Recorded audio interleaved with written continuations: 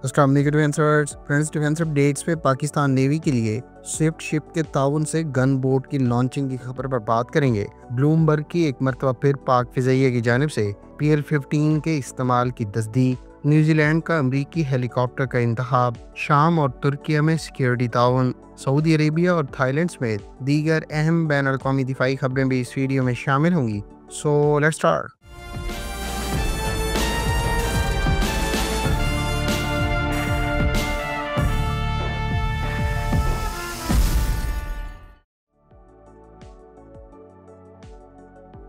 Friends, Pakistan navy के लिए 38 metres की गन बोट को गुज़श्ता दिनों बाकायदा लॉन्च कर दिया गया है। स्विफ्ट शिप के ताउन से पाकिस्तान नेवी के डिज़ाइन विंग और Karachi shipyard and engineering works की जानिब से डिज़ाइन और डेवलप की जाने वाली ये इस क्लास की पहली गन बोट है जिसे बाकायदा लॉन्च किया गया है। ख्याल रहे कि स्विफ्ट शिप की जानिब से US स्टेट डिपार्टमेंट की जानिब से अप्रूव करदा मैन्युफैक्चरिंग लाइसेंस एग्रीमेंट के बाद इन गन बोट्स को पाकिस्तान नेवी की कोलैबोरेशन से Karachi shipyard and engineering works में डिज़ाइन और डेवलप किया जा रहा है। अब इस शिप पर आने वाले अरसे में कमिश्निंग ट्रायल्स कंडक्ट किए जाएंगे, जबकि फाइनल डिलीवरी पाकिस्तान नेवी को इस साल दिसंबर में मुतवक्की है। स्विफ्ट शिप की जानिब से जारी करदा प्रेस रिलीज के मुताबिक इस शिप की बाकायदा लॉन्चिंग पाकिस्तान नेवी की अपने पेट्रोल क्राफ्ट फ्लीट को मॉडर्नाइज और रिफ्रेश करने की गर्ज से अहम इकदाम करार दिए गए हैं और फ्यूचर में इस किस्म की मजीद शिप्स की कंस्ट्रक्शन भी मुतवक्की है।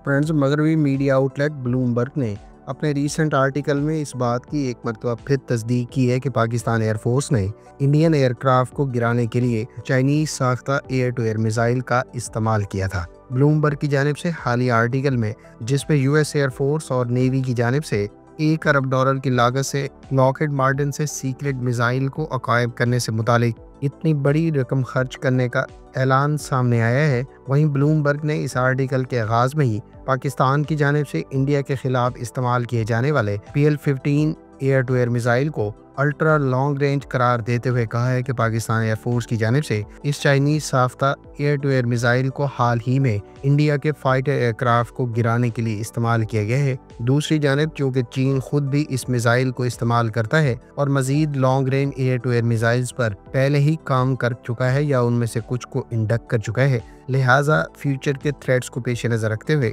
अमरीकी एयरफोर्स और नेवी की जानिब से तकरीबन $1 अरब की लागत से लॉकहीड मार्टिन से सीक्रेट मिसाइल अक्वायर किया जा रहा है, जो गालबन इसकी air to air combat requirement के लिए अक्वायर किया जा रहा है। ख्याल रहे कि ये पहली मरतबा नहीं है कि मगरबी मीडिया सोर्सेज में पाकिस्तान एयरफोर्स की जानिब से इंडियन फाइटर एयरक्राफ्ट को मार गिराए जाने की एक लिहाज से तस्दीक और चाइनीज साख्ता मिसाइल्स की अफादियत का इकरार किया गया है।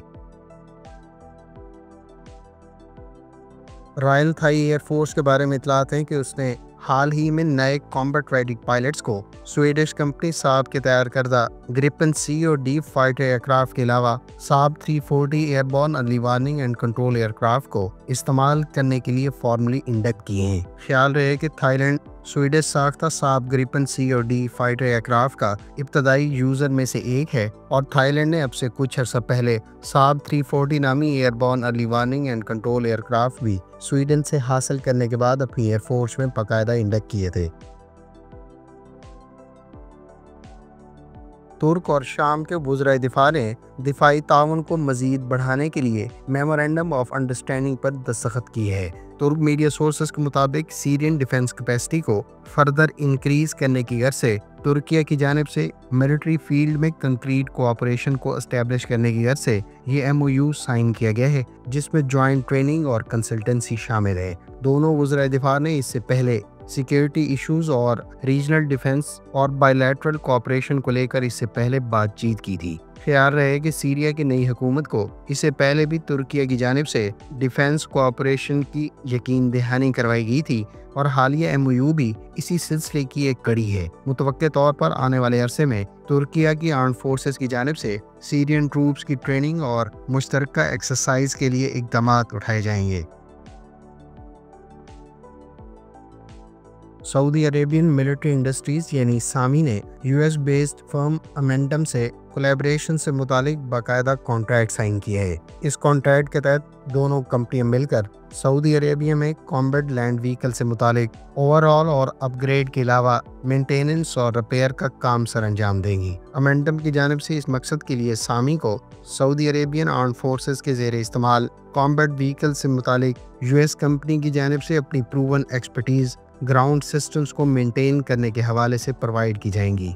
ख्याल रहे कि अमेंडम को पहले भी कई तरह के वेपन्स और सिस्टम्स के हवाले से मेंटेनेंस और मॉडर्नाइजेशन प्रोग्राम्स को हैंडल करने का एजाज़ हासिल है और इससे पहले जनवरी 2024 में अमरीकी आर्मी की जानिब से इस कंपनी को $946 मिलियन का कॉन्ट्रैक्ट अवार्ड किया गया था, जिसके तहत कंपनी की जानिब से फिक्स विंग ट्रांसपोर्ट एयरक्राफ्ट की मेंटेनेंस और मॉडर्नाइजेशन का काम सर अंजाम दिया जाना था।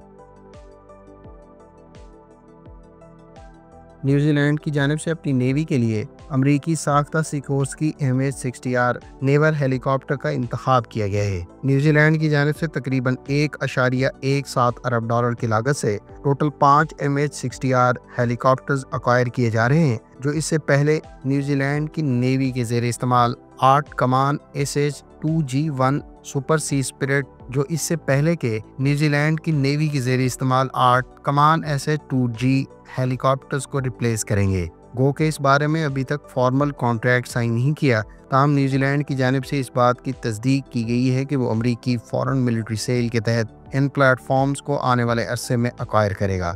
इस बारे में न्यूजीलैंड की जानिब से फॉर्मल कैबिनेट अप्रूवल 2026 के अवाइल में मुतवक्के है। ख्याल रहे कि सिकोर्स्की का MH-60R नेवल हेलीकॉप्टर इस वक्त यूएस नेवी के अलावा कई इत्तेहादी ममालिक के ज़ेरे इस्तेमाल है और इस हेलीकॉप्टर को सी हॉक भी कहा जाता है।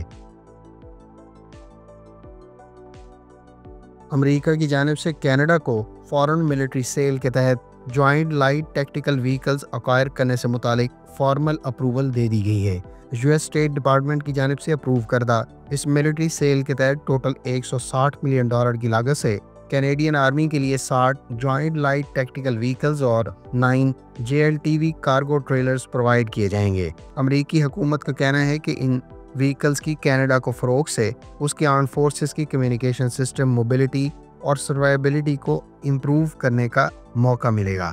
In joint light tactical vehicles की फरामी AM जनरल की जानिब से सरअंजाम दी जाएगी, जबकि इस मकसद और सेल्स को इम्प्लीमेंट करने की गर्ज से कनाडा में अमरीकी हुकूमत के 15 ऑफिशियल्स के अलावा 20 कॉन्ट्रैक्टर्स को भी तैनात किया जाएगा। ये ऑफिशियल्स अगले 6 साल के लिए कनाडा में मल्टीपल ट्रिप्स के लिए इन्वॉल्व रहेंगे।